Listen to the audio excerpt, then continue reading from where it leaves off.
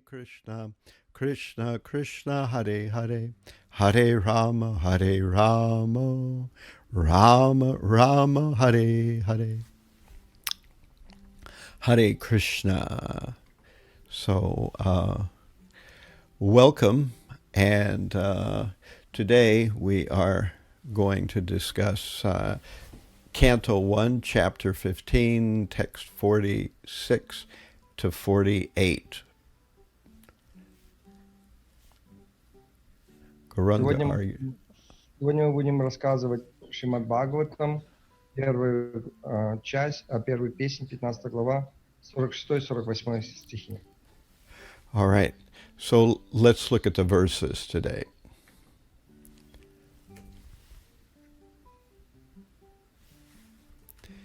This is our first verse, 1.15.46.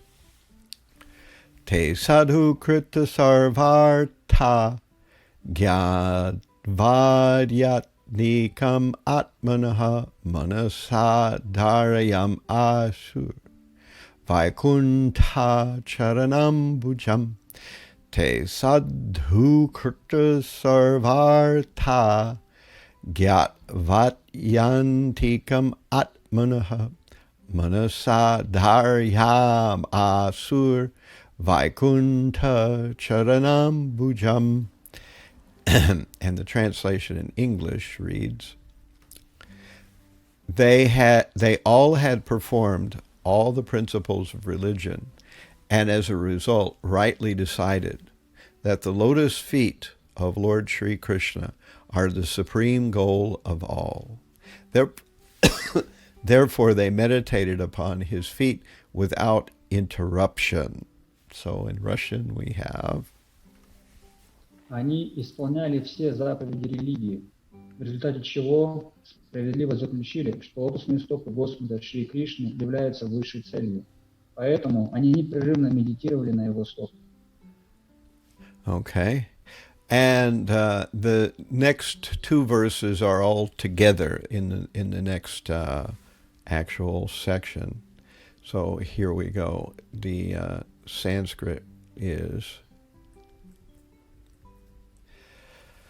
Tadhyanodrikataya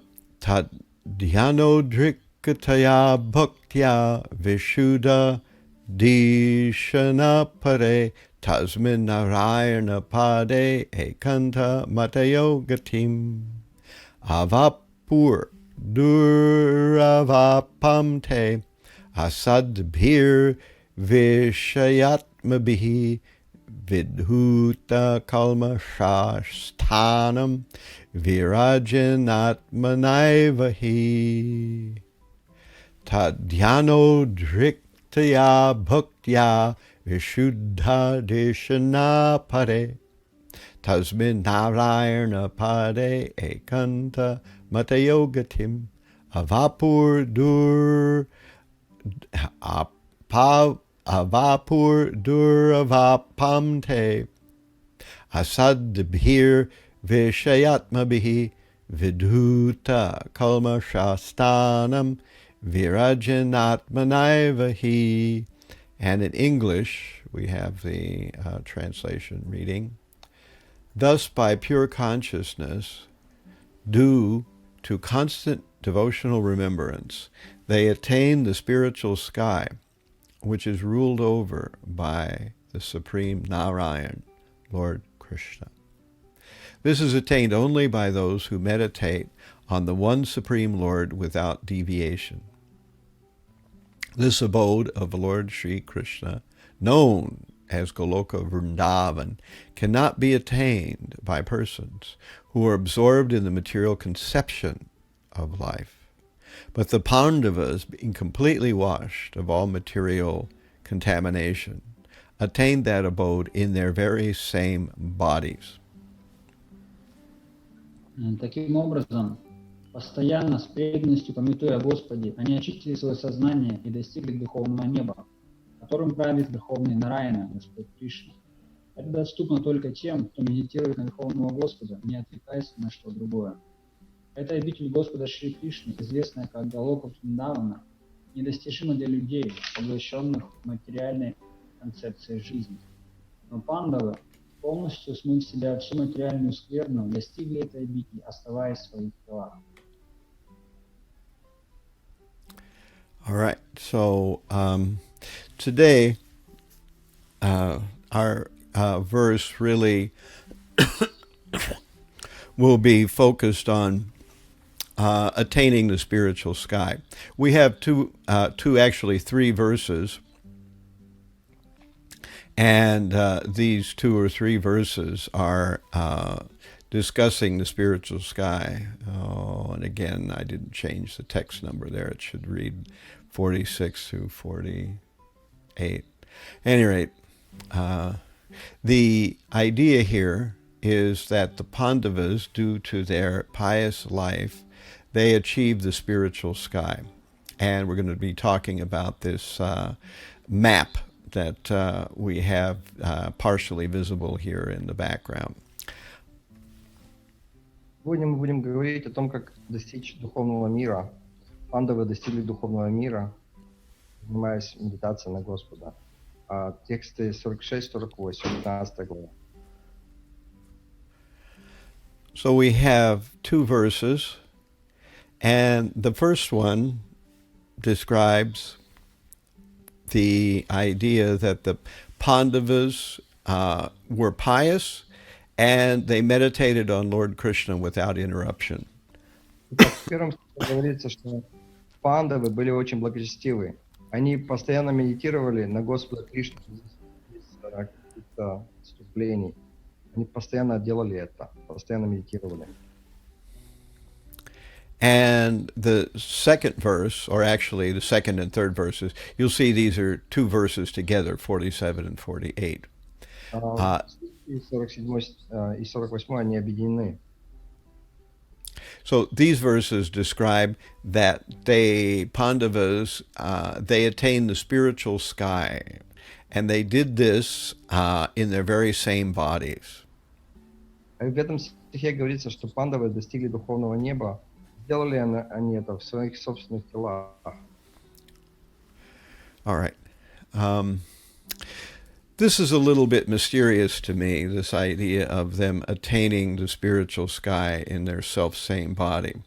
I'm not exactly sure what this is supposed to mean, but we'll talk about it a little bit here as we go forward.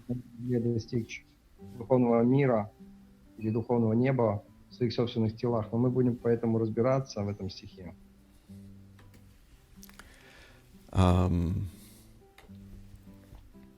So first of all, I think we should talk a little bit about the material and spiritual sky. Итак, давайте сначала разберем, что такое духовное, что такое материальное небо. So there's this poster that you may have seen at some time in some temple or some place or somebody's home. And it's very narrow and tall, so it doesn't lend itself well to projection over Zoom, so I have to cut it into 2 pieces. And you'll see there the Brahma Jyoti at the bottom, the white part, that divides the spiritual sky from the material sky. Итак, вы видели этот плакат, вы, наверное, уже видели эту схему до этого. Он показывает духовный и материальный мир. Брахма Джьоти разделяет духовный и материальный мир. Внизу видите Брахма Джьоти на белом фоне. Там написано, это Брахма Джьоти разделяет материальный мир от духовного.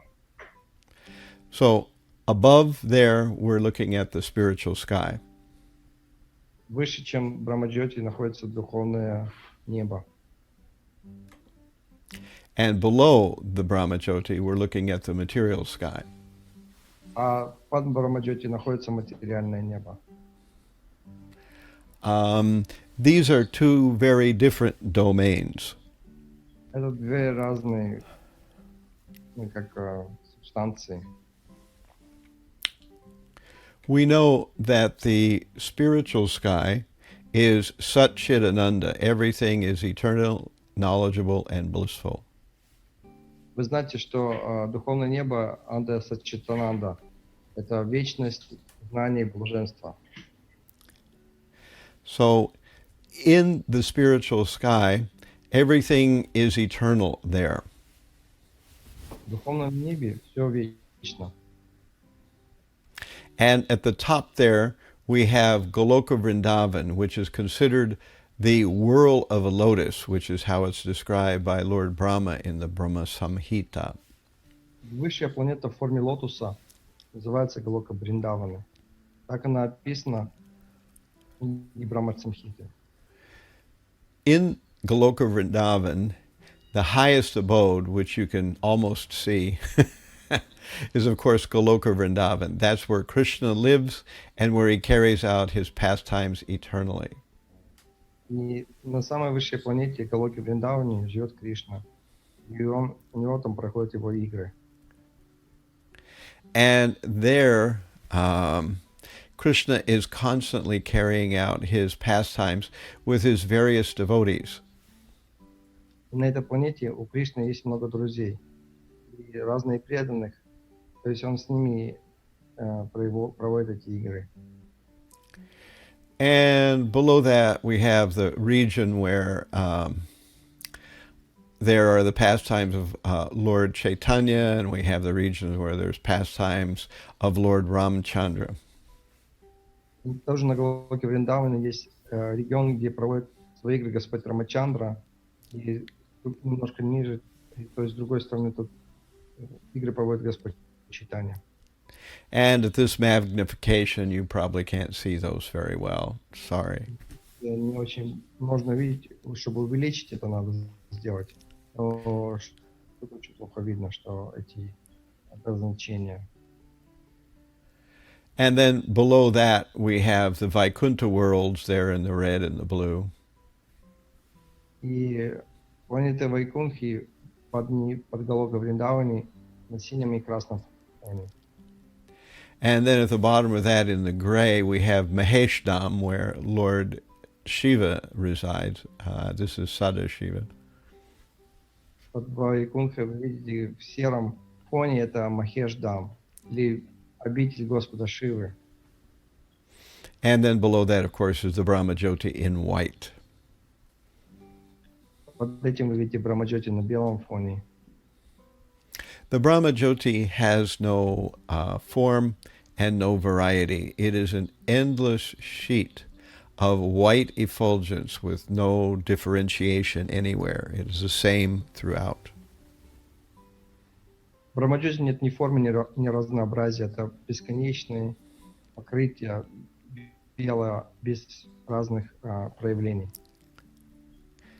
Now, below this is the material world. We can see the Brahma Jyotis at the top here. And then we have the Karana ocean, which is the causal ocean where Mahavishnu lies and creates the universes. И под этим вы видите Махавишну, он лежит, то есть это материальное небо, Карана Ocean.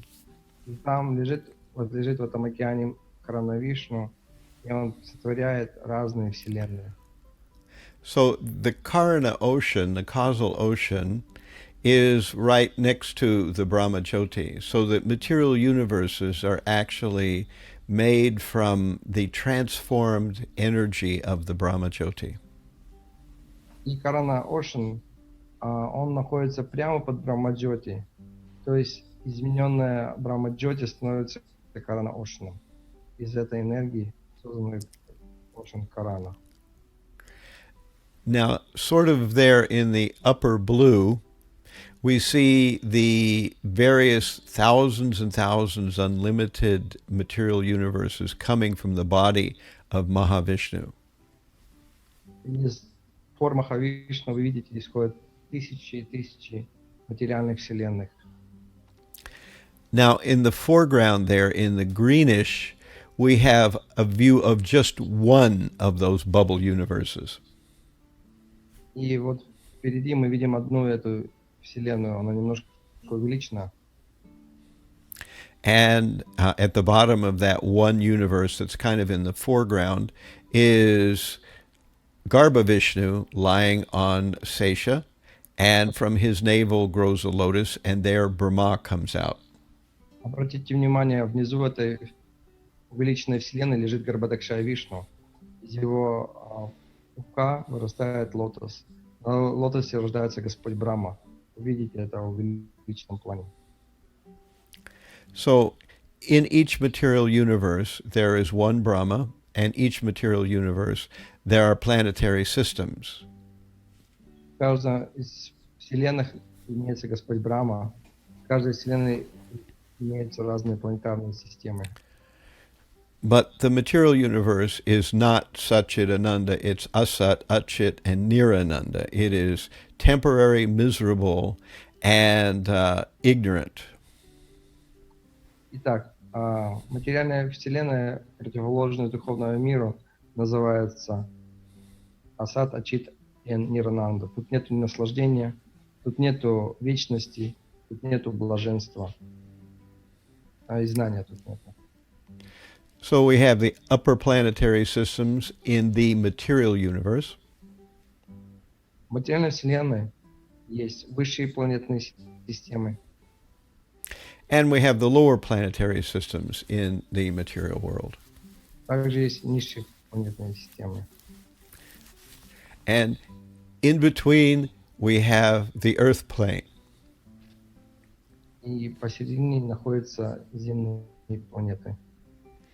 And in the earth plane, one of the prominent features is Brooklyn. И очень известное место на земном уровне – это Бруклин. So we are situated there. Мы сейчас находимся в Бруклине. At least some of us are. Some of us are over the great divide, almost at the Brahmajyoti, where we call it Queens. Великого, почти как Брахмаджоти, который мы называем Квинсом. So at any rate, we have the breakdown of the material and spiritual universe. Здесь у нас материальная вселенная разделена с духовным миром. And each one of these material universes is held up by one of the heads of Ananta Sesh. Каждая из этих материальных вселенных поддерживается одной из голов Господа Ананта Шеши. Which you see at the very bottom of this picture. Вы видите его к самому низу этой картинки.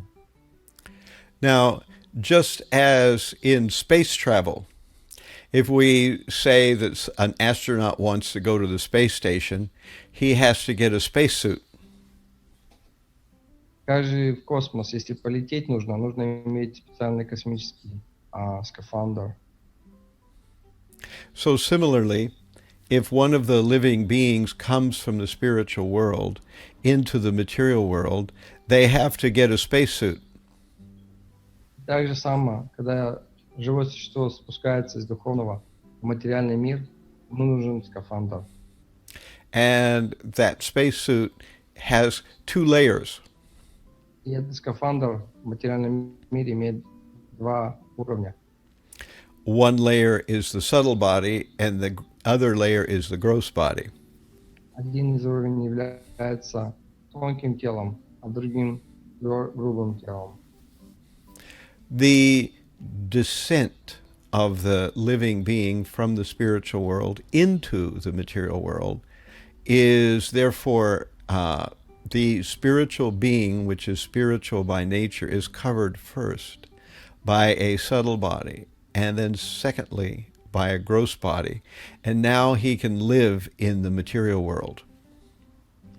Так, сначала живое существо получает тонкое тело, когда спускается в материальный мир.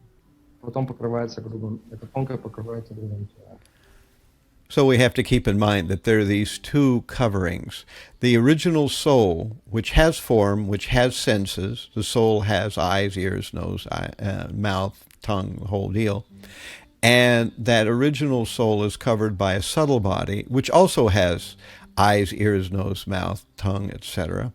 And that in turn is covered by the gross body, which has eyes, ears, nose, mouth, tongue, etc.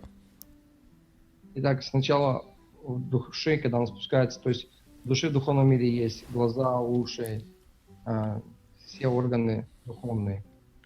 Потом оно покрывается тонким телом, которое тоже есть тонкие уши, глаза, все органы. В том грубым телом тоже все органы есть. So the subtle body has subtle senses, and the gross body has gross senses. Как и грубое тело имеет грубые чувства, так и тонкое тело имеет тоже тонкие чувства. And for that matter, the spiritual body, the original body, also has senses. И духовная душа, изначально духовное тело тоже имеет чувства.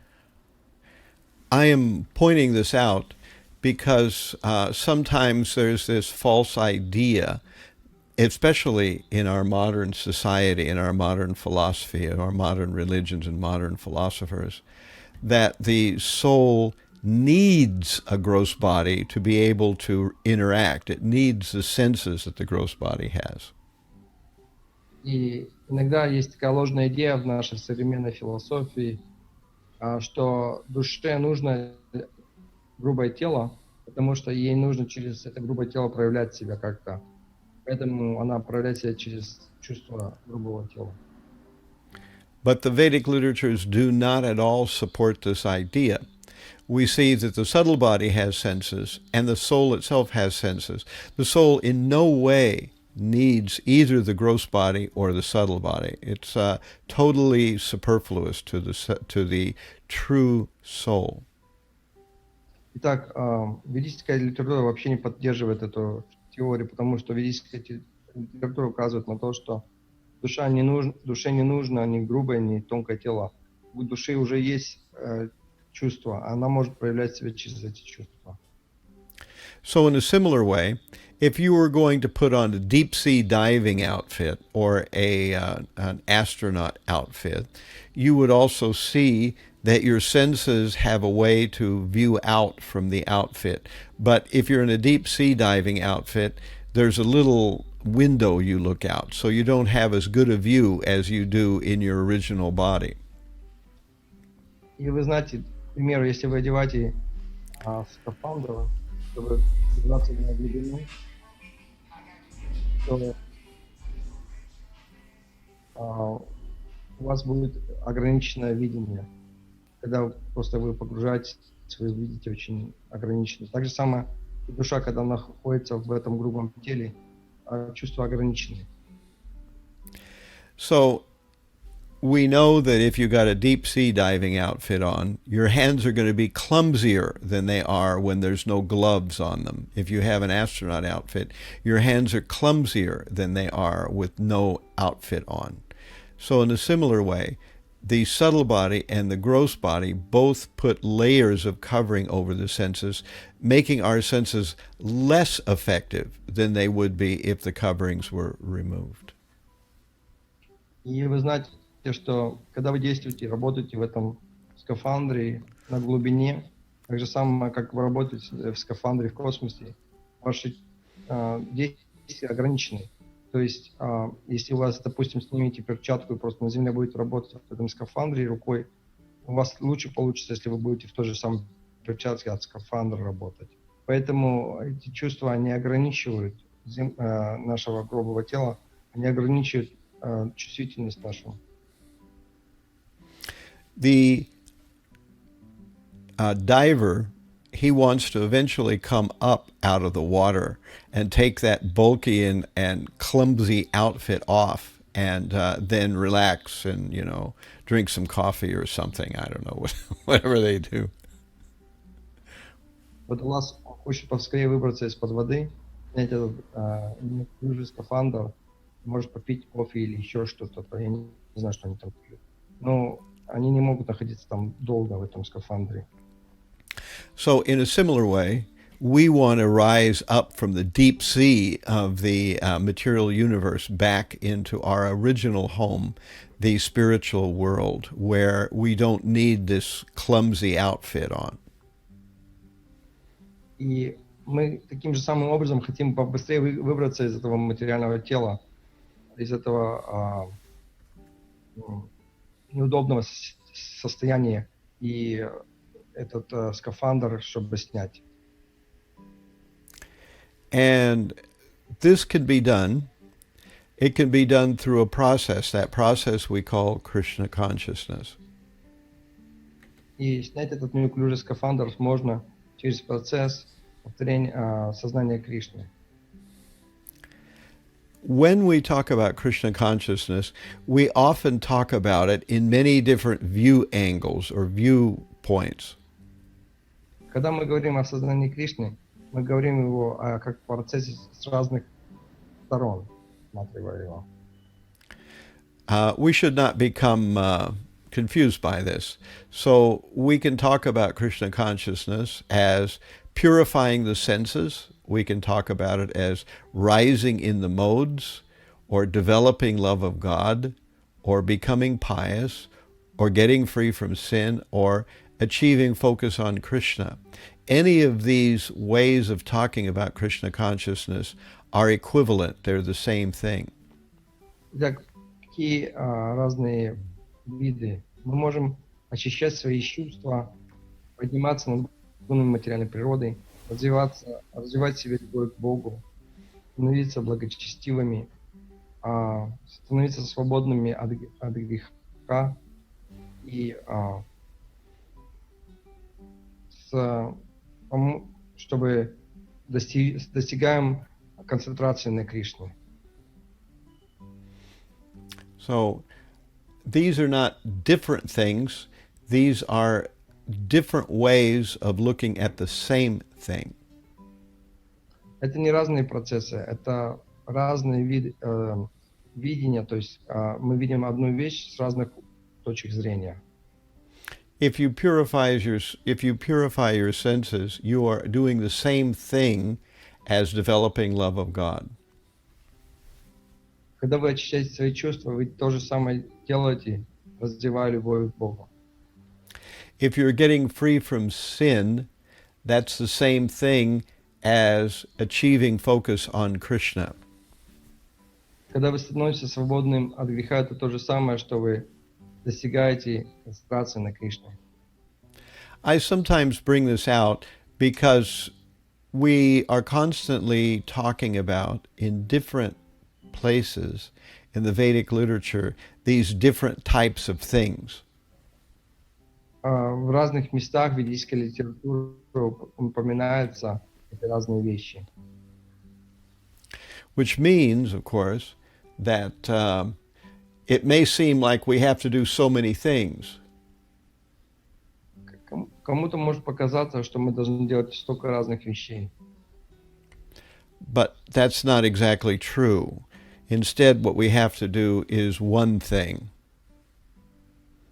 Но это неправда. Нам нужно сделать только одну вещь.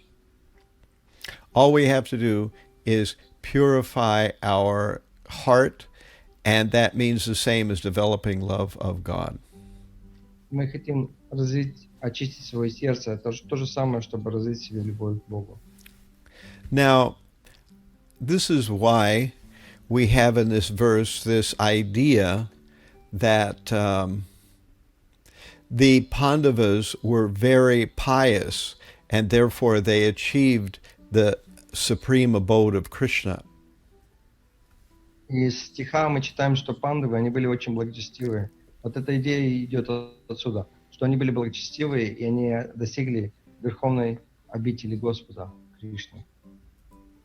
So, by pure consciousness and constant devotional remembrance, they attain the spiritual sky.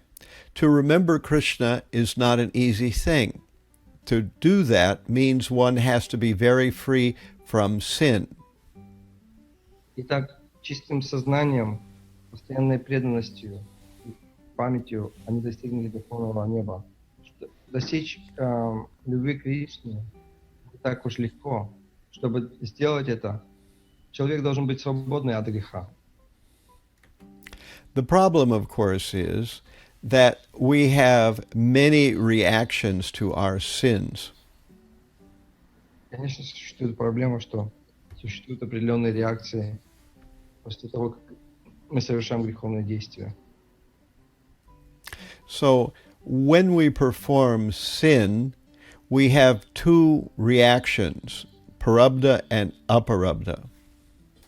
Итак, такое греховное действие? Так когда мы совершаем греховное действие, у нас получается две реакции. Парабда проявленная и апарадда непроявленная. So parabdha means that it is manifest, and aparabdha means that the reaction has not yet manifest. Что такое прарабда? Прарабда это значит, что она проявляется, а апарада значит, что она не проявляется. So sin has many different types of reactions. Итак, греховное действие имеет много реакций. One of the reactions to sin is a desire to perform the sin again. И одна из реакций на грех – это желание совершать грех снова и снова. And we see that one of the reactions to sin is an inability to focus on Krishna. И одна из греховных реакций – это что мы не можем просто концентрироваться на Кришне. So we are trying to chant our japa, but we discover that we are either falling asleep or we are spacing out. Our mind is traveling on other things. This inability to focus on Krishna comes from our past sinful life. Итак, когда мы повторяем джапу, мы чувствуем, что у нас мы не можем концентрироваться, или мы начинаем спать, засыпать во время джапы. Это реакция такая, что из-за того, что мы какие-то греховные действия совершили в своих предыдущих жизнях, и поэтому мы не можем концентрироваться на Кришне. We see that some people, when they hear about Krishna consciousness or get a book, immediately they're attracted. Other people, when they get a book or hear about Krishna consciousness, they are repulsed. They're very angry. They want to get rid of the book. They want to get rid of the person who is telling them about Krishna. Мы знаем, что иногда, когда мы распространяем книжки, один человек сразу притягивается, ему нравится эта книга, а другие люди, когда им дают книгу, он сразу хочет эту книгу отбросить, и чтобы этот человек, который продает ему книгу и отдает ему книгу, чтобы он исчез куда-то. А у них сразу как реакция такой злости появляется, негодование. So one person is attracted, another person is repulsed. Why? It depends on how much sin in their past life. Один человек привлекается. Почему один человек отвергает сознание Кришны? Это все зависит от того, сколько греховных реакций у них накопилось в их предыдущих жизнях. Someone goes to a Sunday program at a Hare Krishna temple. Somebody tells them, now all you have to do is chant Hare Krishna and your mind will be purified. One person thinks, yes, I will do it. That sounds very good. Another person thinks, how is that possible? That's crazy. I'm not going to do that. И, допустим, кто-то идет на воскресный пир в храм Харе Кришна, и там кто-то им говорит, одному человеку, то есть дает класс и говорит, если вы будете повторять Харе Кришна, ваш ум очищается. Этот человек сразу принимает эту идею и говорит, да, это возможно. А другой человек думает, как это вообще возможно повторять и очистить свой ум. То есть не принимает.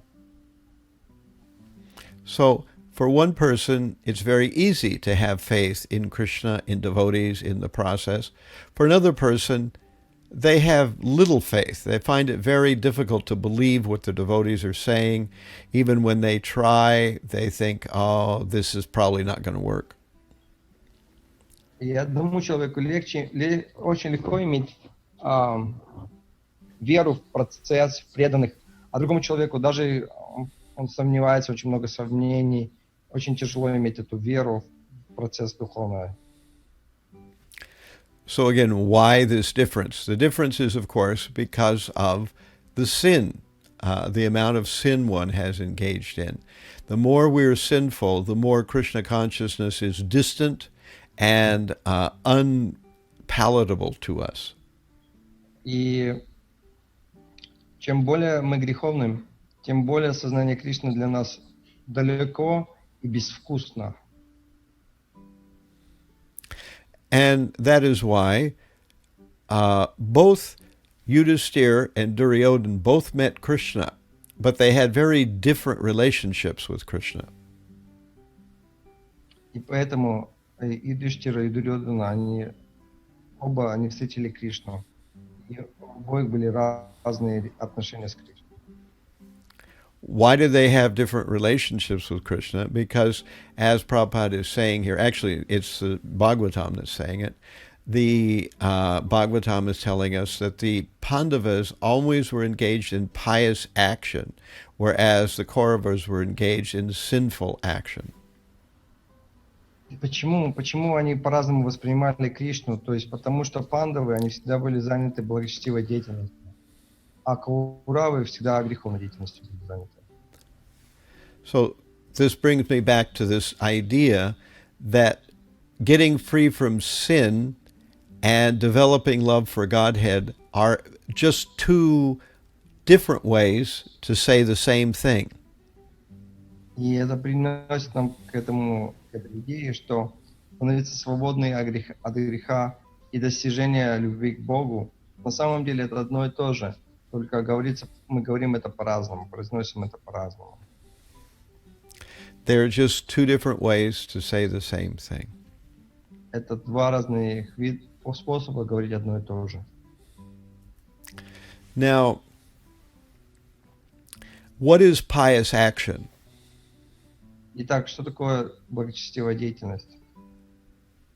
Well, pious action has two types. Благочестивая деятельность может быть двух видов. Basic pious action is anything that is in accordance with Vedic injunction, something that's described as we should do in the Vedic literature. Итак, первый вид. Когда мы поступаем под руководством ведической литературы, то есть ведическая литература рекомендует нам определенные деятельности, как правильно поступать, и это называется благоприятная деятельность, благочестивая. So all over the world there are various scriptures and they recommend various activities. To act in harmony with these scriptural ideas is pious action.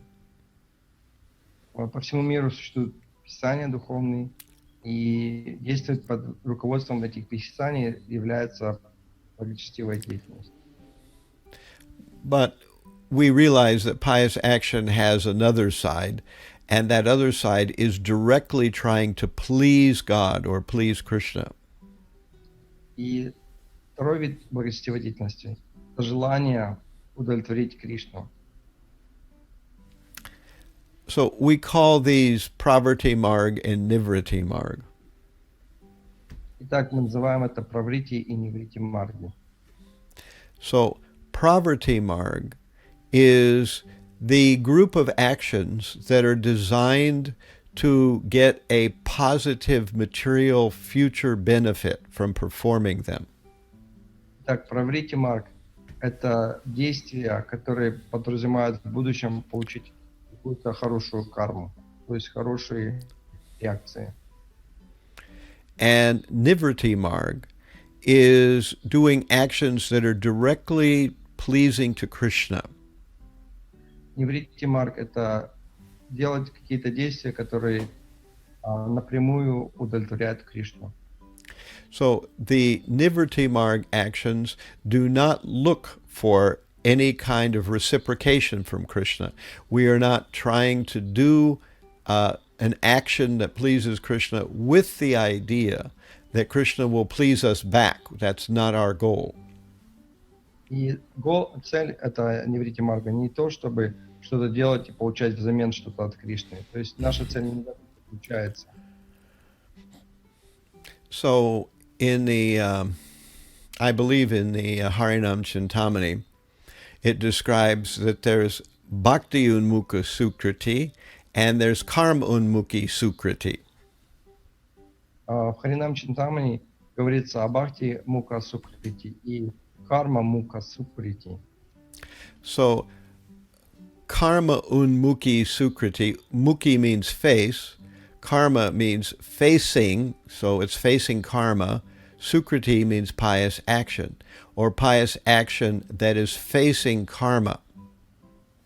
Итак, карма муки сукрити. Карма значит кармическая деятельность, а муки это значит лицо или к лицу, поворачиваться к лицу кармы.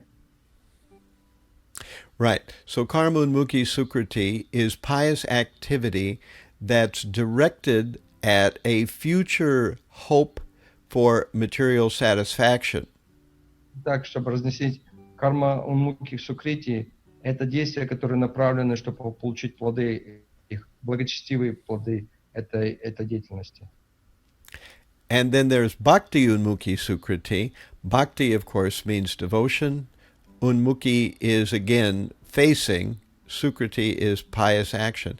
This is pious action that directly is trying to please the Supreme without any sense of strings attached. И бхакти унмуки сукрити это когда мы поворачиваемся лицом к бхакти. То есть эти действия наши подразумевают, что мы не получим ничего взамен. There's also a third flavor, which is Gyanunmukhi Sukriti, which is pious activity directed at getting some material jnana or knowledge, some material mystical knowledge or perfection.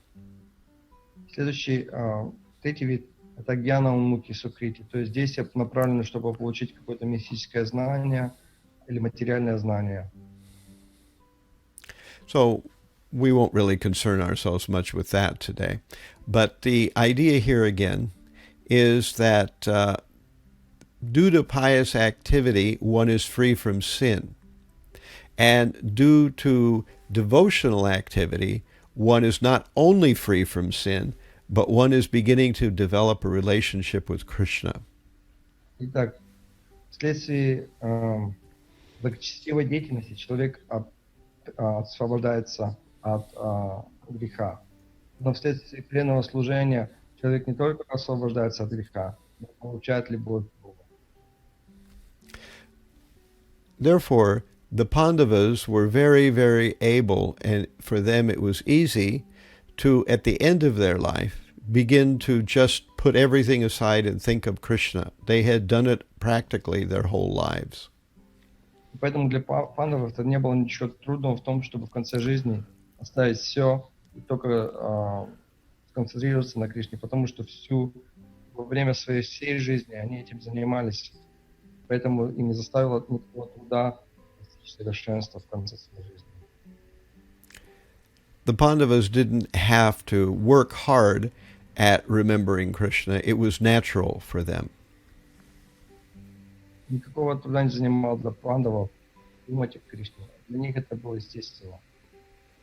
And Prabhupada mentions that not only this life, but many lives, they had always thought of Krishna.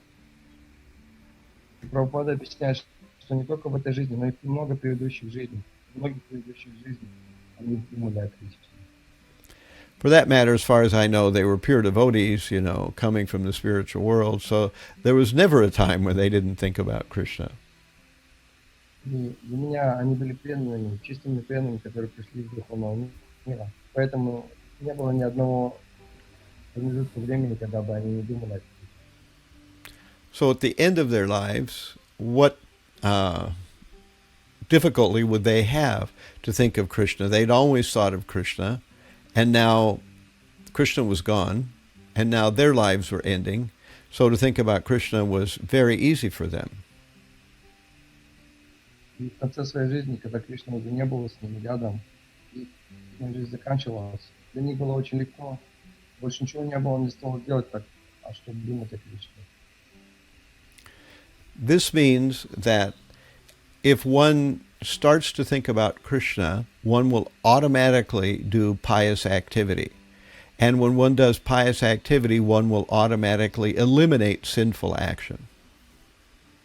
Автоматически человек, думая о Кришне, занимается благочестивой деятельностью.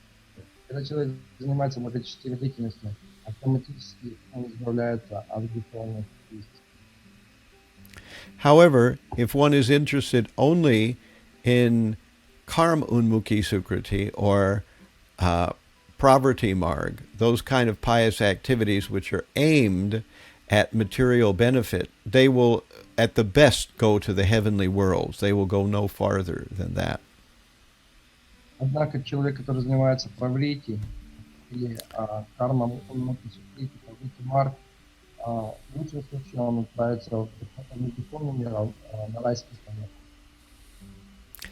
But if one is engaged in Nivriti Marg or Bhakti Unmukhi Sukriti, one will certainly go directly to Vaikuntha or to Goloka Vrindavan. They will go to one of those locations. И одни из тех, которые занимаются бхакти унмукти сукрити или преданным служением, в конце своей жизни они непременно достигнут духовного мира или Галоки Вриндаваны. And we discover that according to our map here that we looked at a minute ago, that the administrator of the spiritual sky, which is up here, is the Supreme Lord himself. The administrator of the material sky is Durga Devi, or the manifestation of Maya, the material energy. Мы видим на этой карте, которую мы показывали раньше, что управляющий в духовном мире сам Господь непосредственно этим духовным миром управляет. Мы видим, что управляющая в этом материальном мире является Мать Дурга. People who are actually after material benefit, like present material enjoyment or going to the heavenly worlds, such people will be attracted to the four goals of the Vedas: Dharma, Artha, Kama, and Moksha. Итак, эти люди, которые хотят наслаждаться в материальном мире, им хочется достичь цель. Веды говорят, что есть несколько целей, то есть это карма, арта, кама и мокша. So these four items, Dharma, Artha, Kama, and Moksha, are the described goals of the Vedas. Итак, эти четыре цели вед — это Dharma, Artha, Kama и Moksha. Vishwanath Chakravarti Thakur, however, tells us that someone who is actually attracted to these four goals must have still some impious activity in their life, because they're unable to understand the real goal, which is to develop love for Krishna. И Вишванат Чакраварти Тхакур говорит, что у людей, которые привлечены к этим четырем целям вед, у них все равно какая-то греховная есть наложение, греховная деятельность. Поэтому, потому что их привлекает постепенное служение Кришне.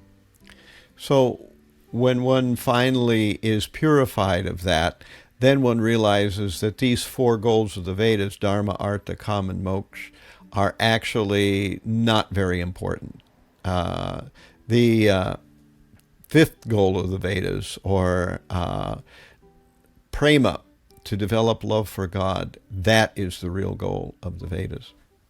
Когда человек очищается, он понимает, что эти четыре цели в жизни, которые говорят про Дharmu, Artha, Kama и Moksha, они не важны. Важна пятая цель — это према. This means that the Pāṇḍavas were able to achieve the spiritual sky very easily. И говорится о том, что пандавы могли достичь духовного мира очень легко. Now, Prabhupada says that according to Jiva Goswami, a person who is free from the three modes of nature can achieve the highest perfection without changing their body. И Джива Госвами, Прабхупада цитирует, он говорит, что человек, который свободен от трех материальной природы, он может достичь духовного неба в собственном теле. And to be quite honest, this pronouncement is very mystifying to me. И для меня это очень загадочно, это вот высказывание, мне непонятно немного. I'm wondering what they mean by this self-same body. Я думаю, что они имеют в виду собственное тело. Are we talking about the spiritual body, the gross body, or the subtle body? Мы говорим о духовном теле, мы говорим о тонком теле или о грубом теле. What does it mean for the Pāṇḍavas to go to the spiritual world in their self-same body? It's not clear to me exactly. Для меня не совсем ясно, что они имеют в виду, когда они говорят, что пандавы отправились в духовный мир в собственном теле. There is no material matter in the spiritual world, so how could they have a gross material body there? Нету материального проявления в духовном мире. Также они могли отправиться в грубом материальном теле в духовный мир. There are two ways I can understand this, but I have to leave the option open that there may be some other way to understand this. Это есть два вида, как я могу это понять, но я хочу как бы немножко оставить открытое, понимание для этого, чтобы, может какие-то другие есть объяснения. One way I understand this statement is that the Pāṇḍavas, they are eternal associates of the Lord, so their eternal relationship with the Lord is as Pāṇḍavas. So once their material bodies are left aside, they go back to the spiritual world, and they have the same form that they had in the material world, though, of course, in the spiritual world, they have a spiritual body. In the material world, they had a material body.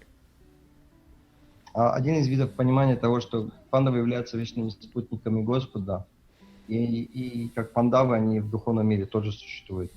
И когда они приходят в материальный мир, они получают материальное тело, они здесь оставляют материальное тело, возвращаясь в духовный мир, они получают те же самые духовные тела, как и были у них. This is my explanation one, that the Pāṇḍavas have an eternal relationship with Krishna as Pāṇḍavas. So in the material world, they had a Pāṇḍava form, and in the spiritual world, they also have a Pāṇḍava form. Это мое первое объяснение, что пандавы имеют вечные отношения с Кришной, как пандавы. Поэтому, оставляя материальный мир, они возвращаются в духовный мир, как пандавы, те же самые, как духовные господа, как пандавы участвуют в них. Explanation two. Explanation two is that the Pāṇḍavas were coming from the spiritual world, so even in the material world, they had no material form, just like Krishna doesn't have a material form, even though he's in the material world. Krishna doesn't need a diving outfit to come into the material world, and so similarly, it's possible the Pāṇḍavas did not need one either.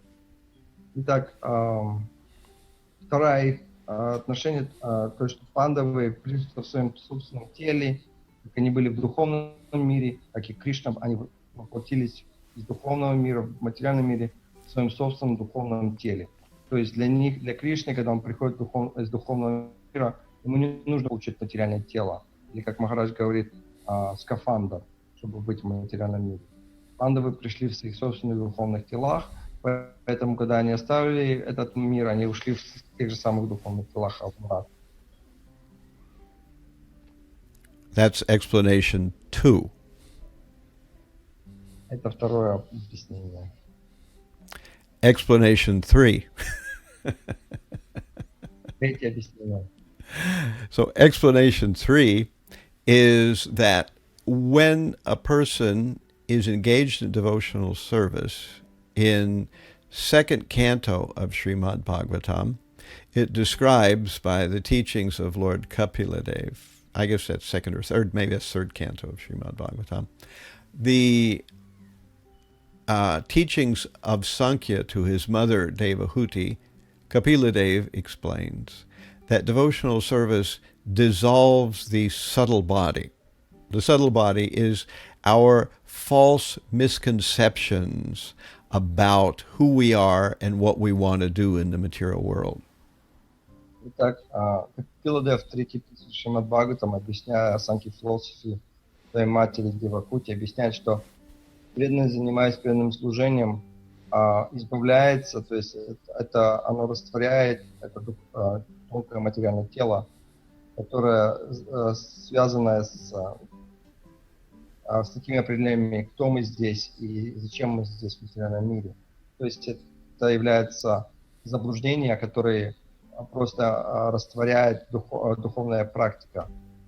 Чуть преданный избавляется от своего ложных пониманий, зачем он в материальном мире и кто он в материальном мире. То есть это дает тонкое тело. Преданный своей преданной практике, он просто избавляется, она как бы уничтожается. So the idea here, explanation 3, is that there was no subtle body, so they didn't need to erase their subtle body or go through further purification. They just went directly from their gross body back to the spiritual world. They didn't have any issues with the subtle body. So in that sense, they went back in the same body. И поэтому, когда Пандавы уже спустились с духовного мира, у них не было тонких тел. То есть их так называемое грубое тело, оно уже было как бы одухотворенное. И обратно. То есть у них не нужно было уничтожать это тонкое тело, чтобы вернуться, очиститься, вернуться в духовный мир. Они могли просто вернуться, не задерживаясь, чтобы очиститься от тонкого тела. And so explanation 4 is that during the process of Krishna consciousness, we spiritualize things. So the devotee who is very spiritually oriented, even the spiritual body is considered purified or sacred because of the use by a devotee. И четвертое объяснение, что во время духовной практики мы одухотворяемся. И наше тело, грубое тело, оно тоже одухотворяет.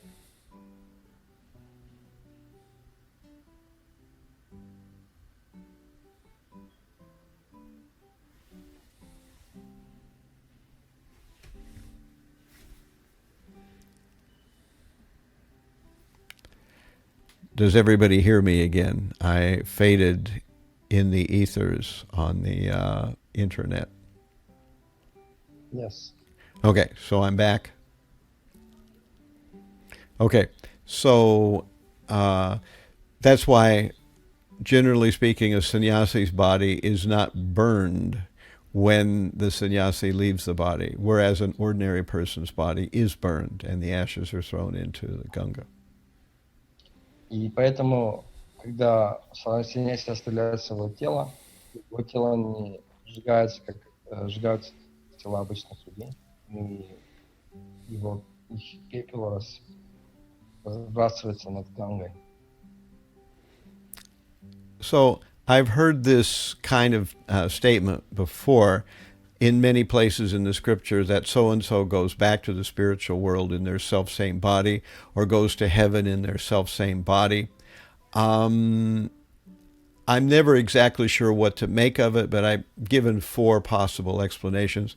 There may yet be some other explanation. I've never run across any further explanation of this concept.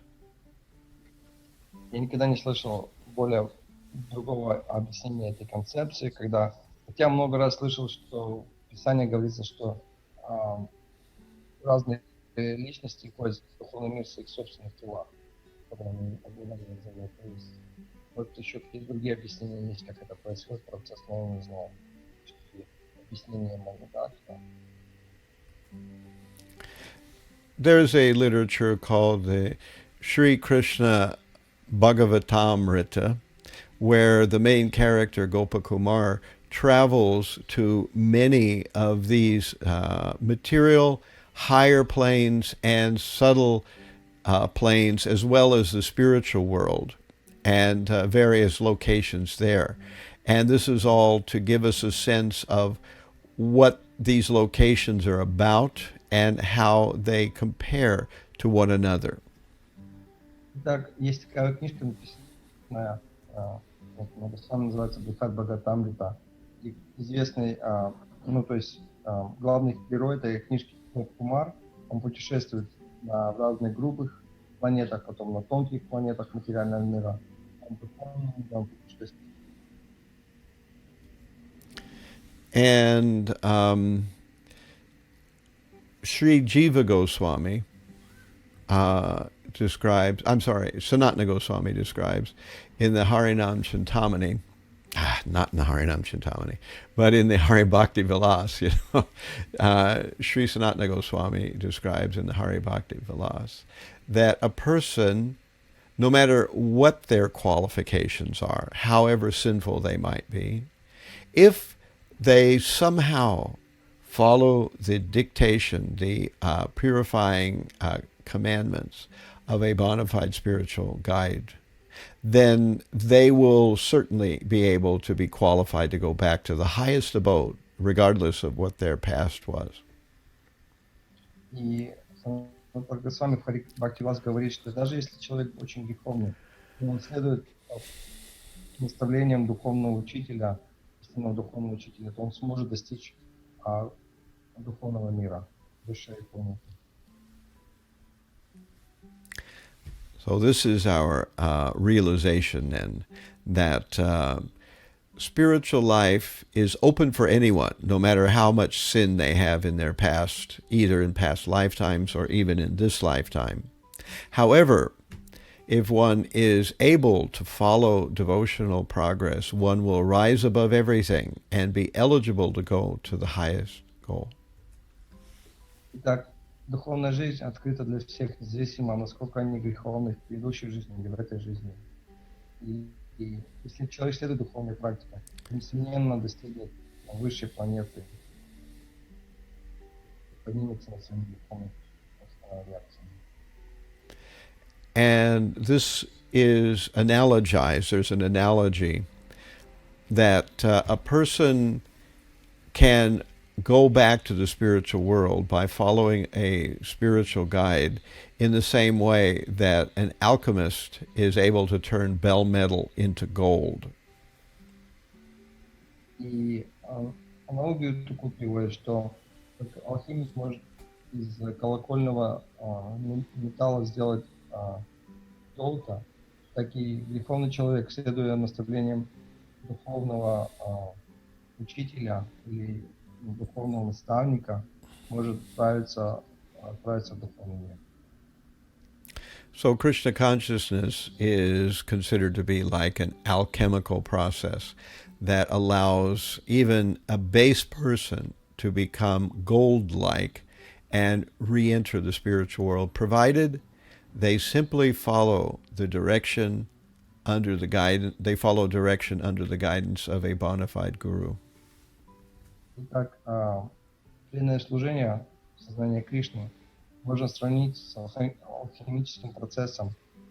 Как обычный человек может превратиться, сравниваться с золотым высшим человеком с помощью процесса преданного служения под руководством авторитетного духовного. So there's a verse in the 14th chapter of Bhagavad Gita, 14:26, Mam chayo vyabhicharena bhakti yogena sevate sagunan samatityaitan brahma bhuyaya kalpate. That one who engages in full devotional service, unfailing in all circumstances, at once transcends the modes of material nature and thus comes to the level of Brahman. This is 14.26. Maybe Sergei can find that.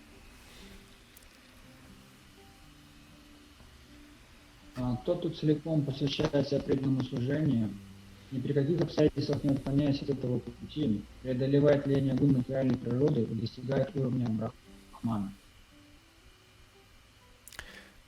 So the takeaway there, or the principle that we want to get across with that verse, is that a person performs devotional service, and if they stay tight in the honest care of performing devotional service very assiduously, such a person will at once transcend the modes of nature. So the modes of nature will be crossed over, and this will put them on the Brahman platform. Так, смысл этого стиха в том, что выполняя преданное служение, человек может подняться над тремя гунами материальной природы. И поднимаясь над тремя гунами, человек может достичь брамана. And then Prabhupada tells in the purport that if one does a little bit more, continues in devotional service, one will eventually develop an attraction for Krishna and thereby be eligible to go past the Brahman into the spiritual world proper and ultimately to Goloka Vrindavan, where one can associate with the Supreme in the highest abode of all the spiritual planets. Дальше, продолжая преданное служение, человек развивает в себе привязанность к Кришне, что дает ему позволение вернуться в духовный мир, достичь Голоки Вриндавана. So as a evidence, a Vedic evidence of this idea that one goes to the spiritual world by pious activity, we have another Bhagavad Gita verse, 7.28. And that one reads in Sanskrit, Yesham tvantagatam papam jnananam punya karmanam tedvanva moha nirmukta bhajante mam dridhavrataha. Persons who have acted piously in previous lives or in this life, and whose sinful actions are completely eradicated, are free from dualities of delusion, and they engage themselves in my service with determination. Кто совершал благочестивые поступки в этой и прошлых жизнях и полностью отрекся от греха, тот выходит из-под власти иллюзорной двойственности и с решимостью посвящает себя служению мне. So, again, we have this overall connection between, as we've been saying, the idea of purifying the senses, the idea of rising in the modes, the idea of developing love of God, the idea of becoming pious. These are all essentially the same thing, but looked at from slightly different viewpoints. И вот эти идеи, как очищение чувств, подняться над уровнем гун материальной природы, развить любовь к Богу и стать благочестивым. На самом деле это одно и то же, просто как с разных точек зрения говорится, на разных, то же самое. All right. So, there are any questions about any of those things? Now I'll open up for questions and we can have some back and forth.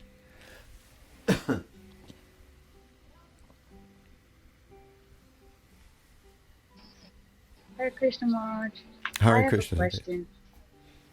Can you just explain to me the explanation 4 during the Krishna consciousness process about a devotee who's spiritual? Can you just go in more into depth about that? I didn't quite grasp it. Say the question again. Explanation 4. Becoming spiritual? If a devotee is spiritual enough in the Krishna consciousness process, you were trying to explain to us the 4 explanations that you were giving. The last one. The last one. Okay. Mm-hmm.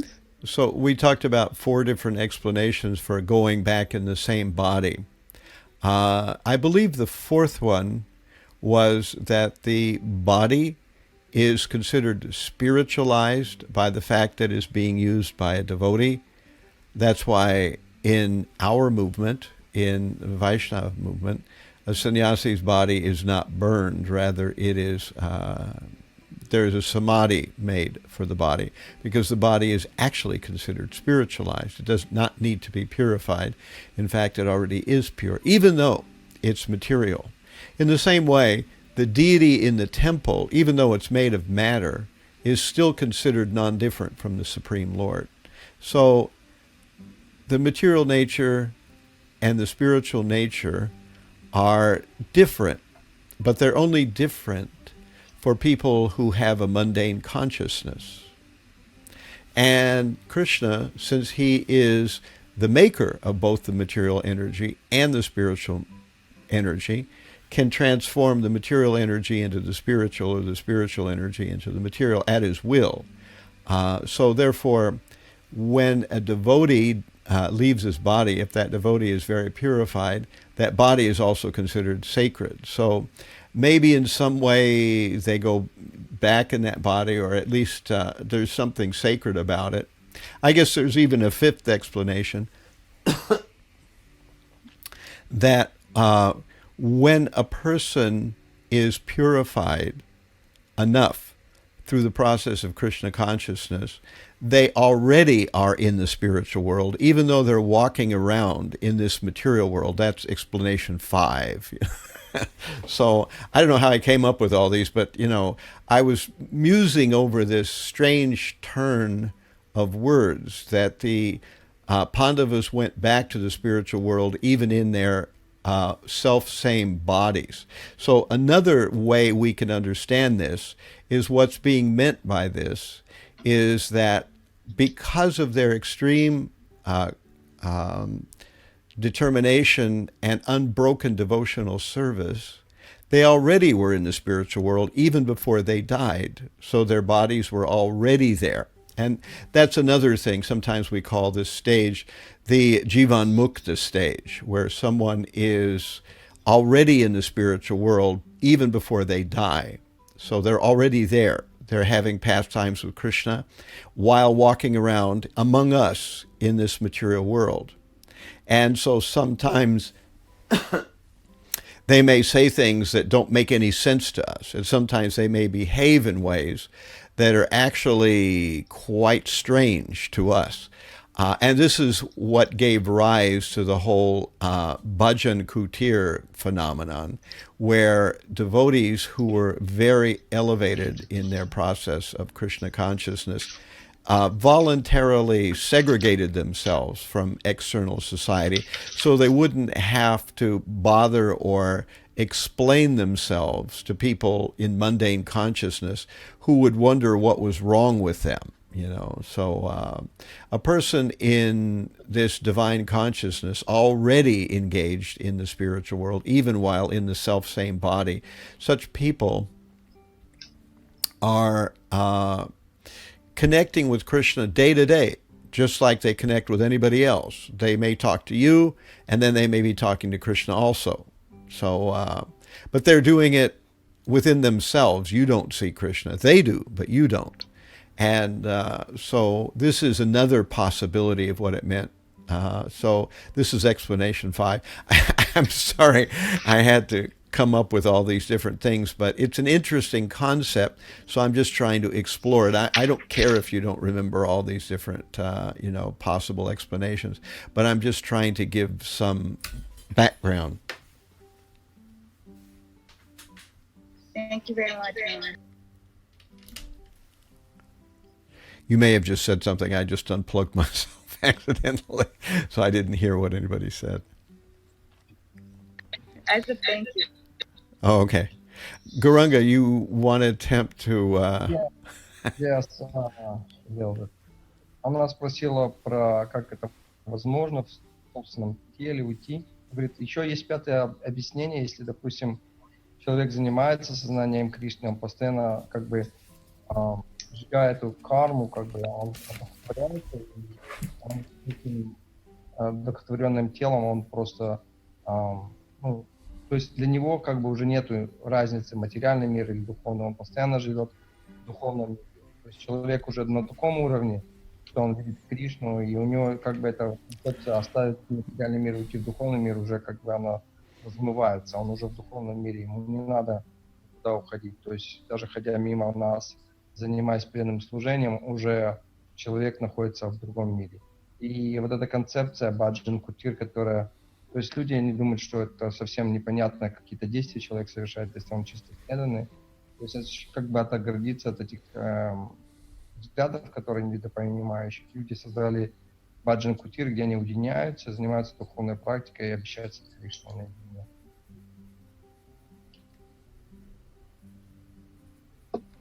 Okay. Other questions? Krishna Maharaj. Jai Neil. The followers of the Lord Chaitanya's Sankirtan movements, in ISKCON we're all followers of the Sankirtan movement. Are we aiming for Goloka Vrindavan or the abode of Lord Chaitanya? We're actually being pointed at going to Goloka Vrindavan. We may actually have some chance to participate in the pastimes of Lord Chaitanya, but essentially the Vaishnava tradition tries to give us the final goal of entering Goloka Vrindavan. That's generally what we're pointed at. Now, there are some other sampradayas which do not have that same goal. Rather, they point at becoming one of Krishna's cowherd friends, or in some cases, becoming a servant of Krishna in the mood of servitorship. So sometimes those are put forward. But for us, generally, we are being guided towards the goal of entering the spiritual world, Goloka Vrindavan, and participating in the Madhurya Ras with Krishna. Of course, there may be someone who actually has a different Ras with Krishna, in which case that'll get sorted out, because in the pastimes of the Goswamis, particularly Rupa and Sanatana Goswami, they had a younger brother named Anupam, who was in the mood of relationship with Ramachandra, and he could not relate to the mood of the gopis and of Radha Govinda. So instead, they were very encouraging that he should stay with his connection with Lord Ramachandra, and he did. So there's some ideas like that too. Other sampradayas are following the Gopalas, who are actually the cowherd friends of Krishna, and the goal there is to become one of the cowherd boys. This is a different rasa. So we see that in our Vaishnava line, sometimes these different goals are there. But as far as Prabhupada, as far as our particular branch of the Vaishnava tradition, we are generally directed towards Goloka Vrindavan, to a mood of conjugal love with the gopis. Так, наши сампрадаи в основном настроение, то есть наши учителя, духовные сампрадаи заостряются на том, что у нас настроение это Мадхурья раса с Кришной, Галока Вриндавана, то есть это настроение у нас сампрадаи, то есть любовные отношения с Кришной. Другие сампрадаи имеют другие цели, там, отношения мальчиков до школ и может отношения дружеские в виде слуги, но вот в нашей сампрадаи все учителя именно идут по этому.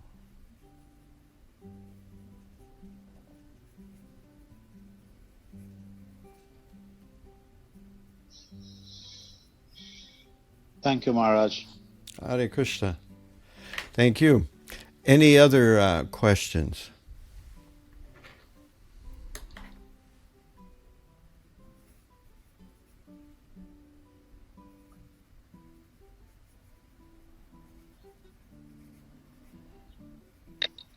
Maharaj, if someone goes to a Vaikuntha planet, do they have a chance to go to Goloka from there, or do they have no desire? They just want to stay in the Vaikuntha planet they're in? I get the sense, as far as I remember, Prabhupada always instructed that we have a swarup, which means this is what we actually are. So someone who goes to Vaikuntha is someone who belongs in Vaikuntha. And such a person feels no sense of wanting to go somewhere else. Prabhupada once used the analogy of, in cooking, you have a 2-cup measure, you have a 1-cup measure, you have a 2-cup measure, and you may have a 4-cup measure. Because, you may be measuring water or flour or some other kind of powder or liquid.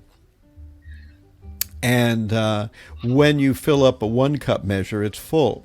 And when you fill up a 4-cup measure, it's also full. So they're both full. And in that sense, it's absolute.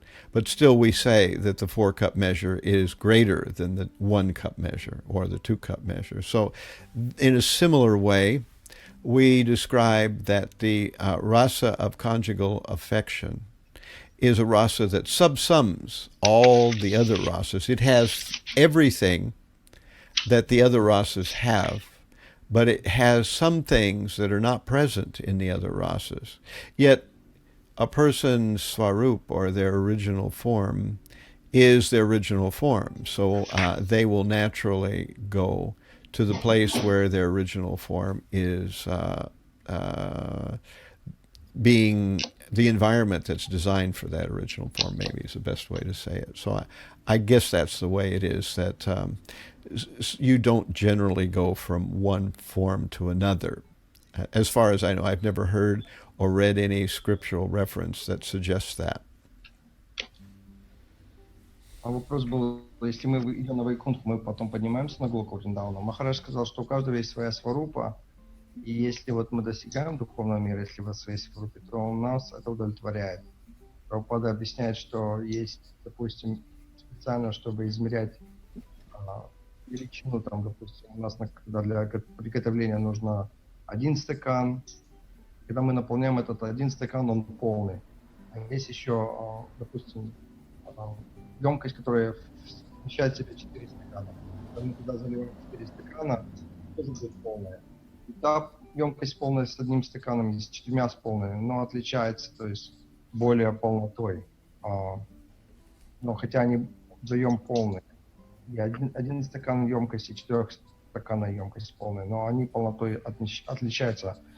Потому что в 4 стаканах более проявляется любовь к Богу, чем то есть Мадхурья раса, она самая высшая раса считается, и поэтому она включает в себе все качества, все оттенки других. Thank you. Hare Krishna. Any other questions? Maharaj, are there beings that are eternally bound to the material world? No. There is that term, which I think confuses a lot of people. It's described there are Nitya Buddha living entities and Nitya Mukta living entities, which seems to imply Nitya Buddha means eternally bound, that there are people who will never come out of the material world. But as far as I understand it, Nitya Buddha living entities means you're eternally bound, but the catch clause is that you're eternally bound as long as you want something in the material world. But the minute you give up your desire in the material world and you decide to try to go back to Godhead, back to Krishna, then you become a Nitya Mukta immediately. So the good news is that everybody eventually gets out of here. It's a universalist religion that no one remains in the material world forever. However, you could remain here for a god-awful long time if you really want to. The problem is that the material world just keeps recycling. So you can go through billions of lifetimes if you want here in the material world. But eventually, at some point, a devotee interferes with your meanderings from one planet to another. Abrahma bhuvana loka punar avartino Arjuna. So Abrahma bhuvana loka. So this verse is that from the highest planet to the lowest planet, all are places of misery wherein repeated birth and death take place.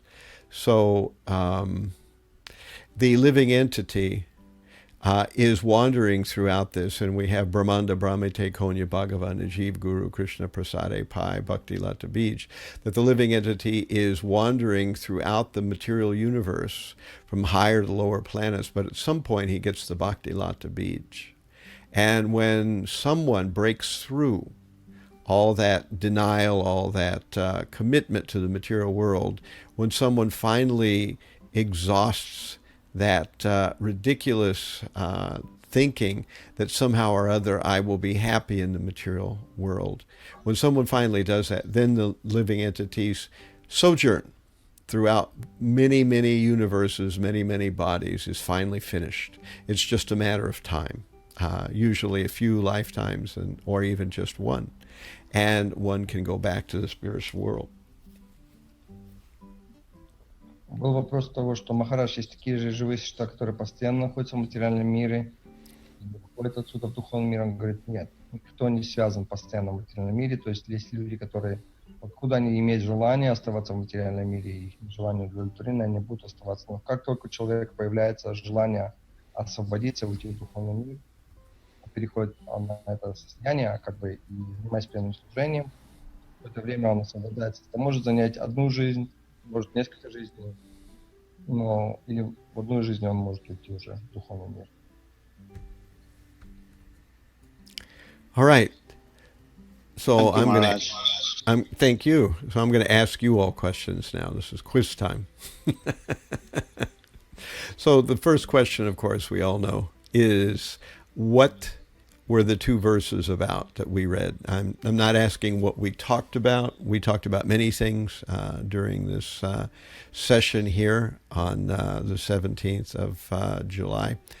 We talked about many things, but I'm asking what the verses were about. We had two verses, and that was 1.15.46 and 1.15.47/48. Those two verses were together.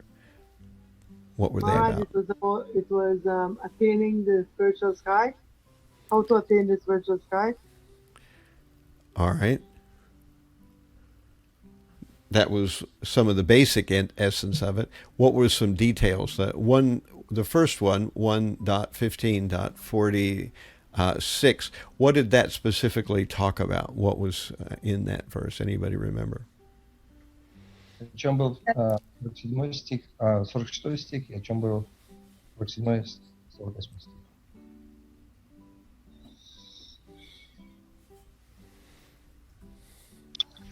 Maharaj, the first was about the Pāṇḍavas were pious and meditated on Lord Krishna's feet and service without fail. Yes, that's exactly what I'm looking for. How about the other two verses, 47 and 48, which were together? What was different about them?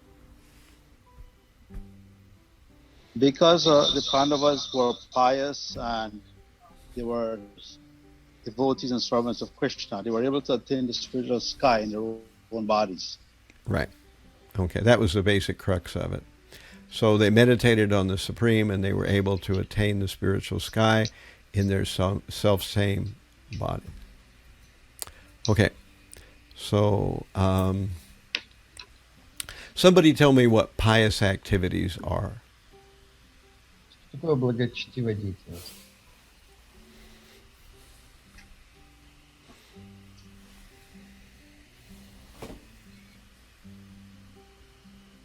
Что такое благочестивая деятельность? Да. вопрос был. Благочестивая деятельность – это когда человек следует ведическим писаниям или каким-то другим писаниям. То есть, следует писаниям. Pious activity is guided by the Vedic literature and other spiritual literatures. Okay. Tell me some more. When the person follows those Vedic literatures. Say that again? And the person follows. Right. Right. Tell me some more. Желание удовлетворить Кришну. Desire to satisfy Krishna. What is that? Desire to satisfy Krishna. Right. Right. Desire to serve Krishna. Desire to serve Krishna. More, you know, we talked a little bit about pious activities today. That was kind of a big topic. Anybody remember more about pious activities? What do we know about them? Благочестивая деятельность ведет избавление от греха. Helps to become purified from the sin. Somehow I'm having trouble hearing what you're saying, Gauranga. Say it again. It helps to be purified from the sin. Right, right. We have to be purified from the sin. It's the same thing as being purified from sin. Pious activities purify us from sin. What more? Are there different kinds of pious activities? Let me refresh. Разные виды благочестивой деятельности. There are 3 different kinds, Maharaj. The Karma Mukti Sukriti, which is based in karma, and there's Bhakti Mukti Sukriti, which is facing bhakti, and then there's Gyan Mukti Sukriti, which is like material or mystical knowledge. Right, right. So these are 3 different types of pious activities. And they're all pious activities, meaning that they're described in the Vedic literatures. However, their goal is very different. For Karma Unmukti Sukriti, a person wants material benefit from their pious activities. For Gyan Unmukhi Sukriti, a person wants mystic realization from their pious activities. And Bhakti Unmukhi Sukriti, one doesn't want anything from their activities. They just want to please Krishna. Итак, Бхакти и Мукти Сукрити, он ничего человек не хочет заниматься духовной деятельностью. Карма Мукти Сукрити, человек хочет получить результаты благочестивой деятельности. А Гьян Мукти Сукрити, человек хочет получить знания своей деятельности. We talked about today different viewpoints or different metaphors for Krishna consciousness. Can you explain some of these and how they're the same? What kinds are there? Different ways of looking at Krishna consciousness. Мы говорили сегодня о разных метафорах, разных видах, как мы можем рассказать о сознании Кришны разными словами. То есть кто-то может об этом говорить, сказать.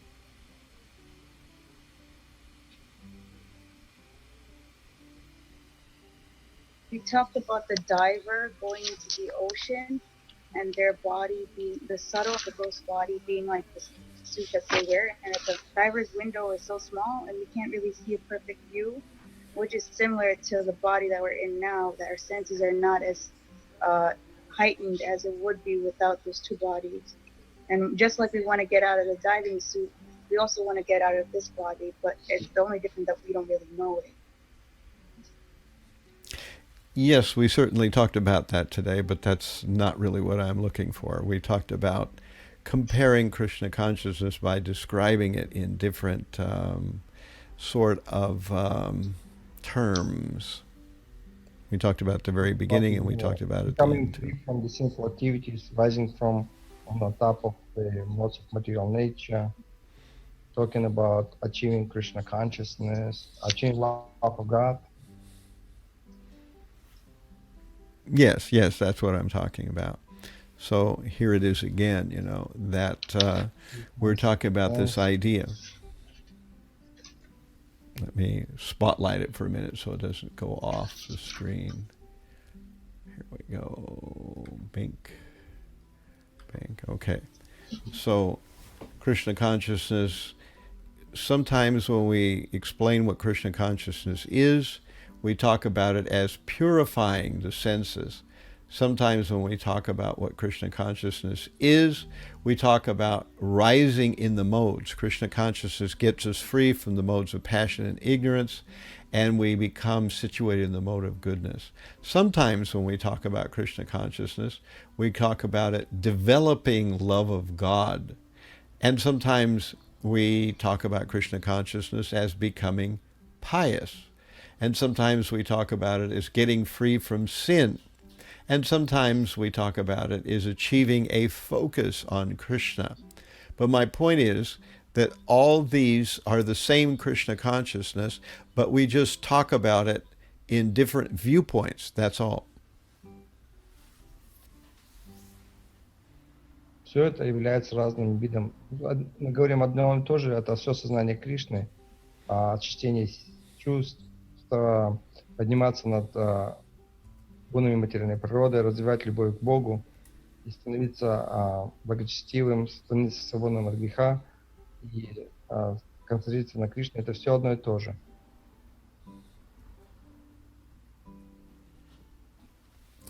Okay. So why are some people attracted by the four goals of the Vedas, Dharma, Artha, Kama, and Moksha? Почему многие люди привлечены, некоторые люди привлечены четырьмя целями вед: Dharma, Artha, Kama, and Moksha? Because they have some pious activity, sinful activity in the past, so the reaction of those activities will be attached to that. Yes, that's what Prabhupada says in the purport here, that a person who's still attracted to these four material goals of the Vedas, Dharma, Artha, Kama, and Moksha, such a person is still, to some extent, not free from their impious activities in their past lives and life. То есть греховные реакции или греховная деятельность в предыдущей жизни толкает человека быть привлеченным четырьмя видам целей вед: карма, Dharma, Kama, Artha, and Moksha. Okay, so who is the material world managed by? Кто управляет в материальном мире? Durga Durga Devi. Yes, Durga Devi. Who is the spiritual world managed by? Krishna. Yes, by Krishna. Easy one there. So, how can we reach the supreme destination? Как мы можем достичь верховной обители?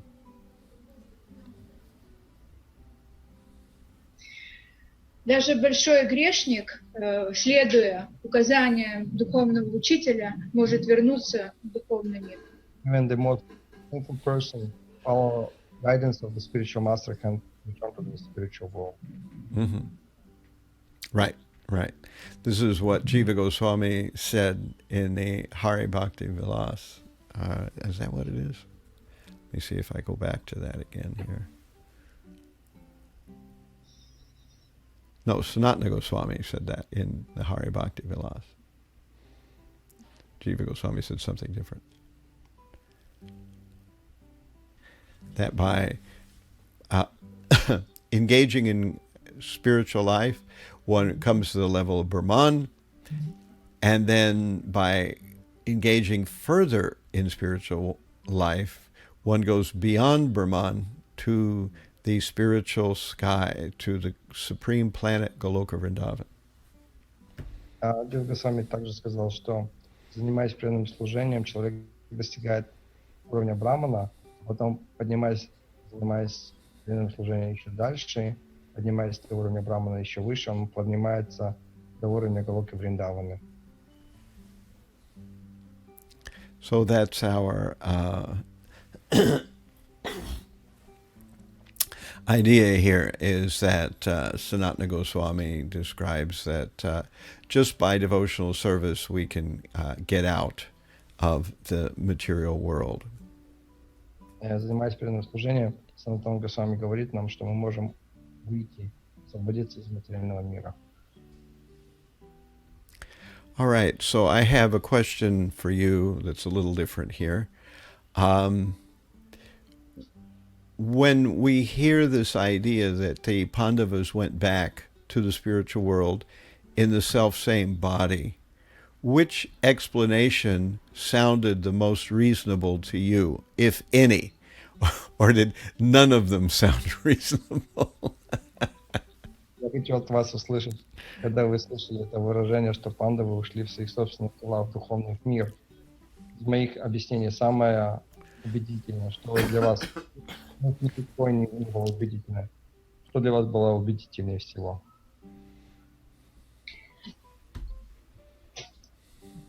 Для меня было убедительнее всего, что посредством постоянной медитации, постоянно видя, то есть общаясь с Кришной, то есть их тела были одухотворены. Для меня эта версия как бы больше, что они полностью растворили свое материальное, и у них все осталось духовное. What close to me is that version where you said that by associating with Krishna, they totally dissolve the subtle, gross, material bodies, and they become spiritualized, and their bodies become turned into the spiritual bodies. Okay. Anybody else? Maybe I should put it like this. Which one did you remember?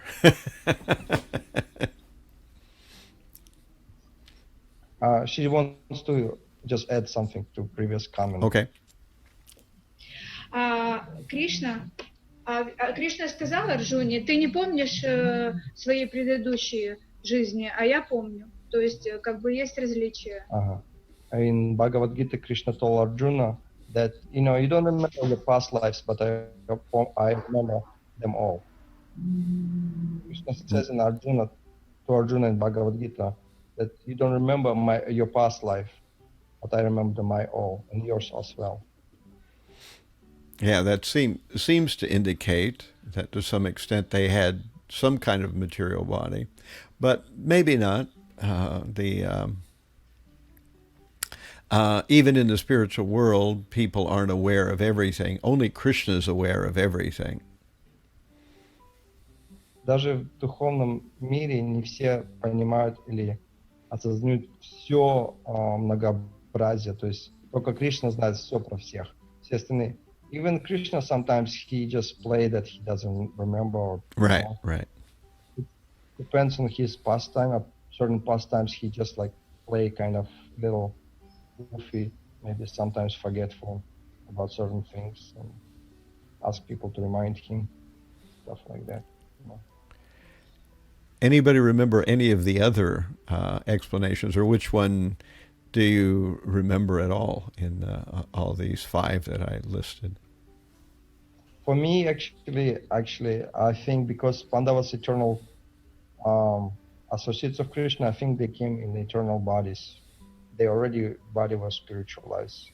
Because, Krishna, Prabhupada always said about Krishna and Arjuna travel as a roadshow through the universes to perform those pastimes of Bhagavatam and stuff. So I think because they eternal associates of Krishna, their body is always spiritual, They don't need to go for...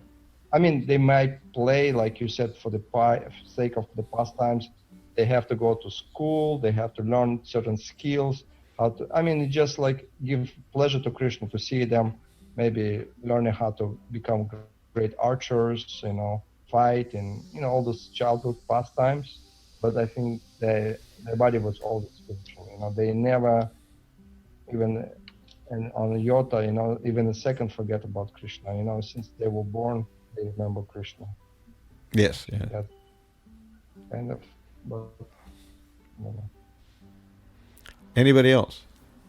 Мы сейчас просто посмотрели комментарий на этот стих Вишванаты Чакраварти Такура, и в комментарии он говорит, что, ну, значит, они как бы они разделили свои, то есть как бы, ну, свои тела, expansions этих полубогов, которыми они были. Ага. И они ушли в духовный мир, но они попали в то место, где находится Судхарма Холл, то есть стали частью этого собрания. Ну а кто? Это части, которые полубогов или духовные части? Скорее всего, Они, значит... Нет, Судхарма Холл, это значит, они попали в... Полубоги собирают. А кто в этих... Кто пришел в Судхарма Холл? Здесь он говорит, что в своих телах... Пандавы. Они в своих телах попали в то место, которое называется Судхарма Холл, то есть которое находится в этом... Двараки? Двараки, да. Двараки. Комментарий, вот, который мы сейчас прочитали, Вишванат Чакраварти Такура. То есть некоторые части, которые были часть полубоги, остались на райских планетах, а те, которые духовные части, ушли в духовный мир. Они ушли, да. И здесь написано, да, они не оставили свои, то есть не оставили свои, то есть в своих телах, они ушли туда, и там в это собрание вошли в Судхарма Холл. А которые в части полубогов ушли к полубогам? Написано, что они разделили divide the expansion, значит, те expansion ушли к полубогам, а они сами ушли. So Sergey just read the same verse, but with the purpose of Vishwanath Chakravarti Thakur, and it says that, you know, the Pāṇḍavas, there were also some parts of them, the demigods were in the bodies of Pāṇḍavas. So what happened is that parts of that were demigods went to the demigods in the heavenly planets, and the parts that were like actually Pāṇḍavas, they went to the Sudharma Hall. That's in Dwarka. There was a hall where all the great elders of the Yadava dynasty would assemble, like with Ugrasena and everybody else. There were like a great hall in Dwarka. So they took their parts in them, you know, in that whole assembly. The Pāṇḍavas were part of that Dwarka assembly. It's called Sudharma Hall. That's interesting. That's, you say, and what scripture was that from? It's from the same Śrīmad-Bhāgavatam commentary by Vishwanath Chakravarti Thakur. Oh, okay. From Śrīmad-Bhāgavatam, by Vishwanath Chakravarti Thakur also wrote his own commentary to Bhagavatam. Right. So, his own commentary, he explained that the Pāṇḍavas, when they were on the planet, because Krishna told all the demigods to take a place in his pastime. So some demigods, they entered the body of Pāṇḍavas. So, and as a, you know, partial expansion. So when they finished their pastimes, they went to heavenly planets, those parts united with the full demigod, and the actual Pāṇḍavas, they went to Sudharma Hall, to Dwarka. Right. That also makes sense. That's a completely different explanation. That's explanation number 6. More authentic, you know, like authentic, like kind of vision. Right. I mean, that's, you know, Vishwanath Chakravarti Thakur, so that one is definitely authentic. Yeah. All right. So, any final questions before we shut down today?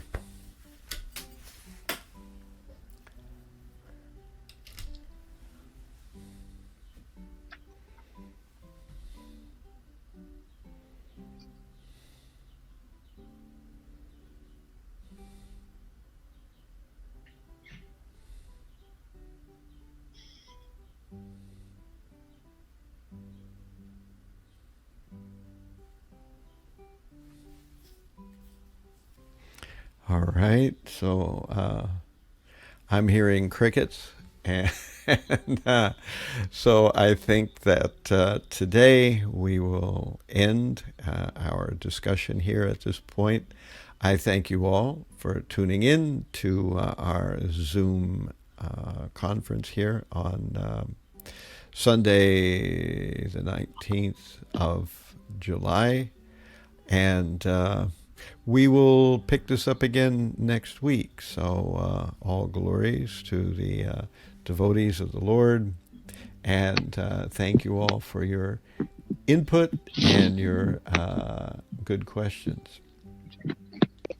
Hare Krishna. Thank you, Maharaj. Hare Krishna. Hare Krishna.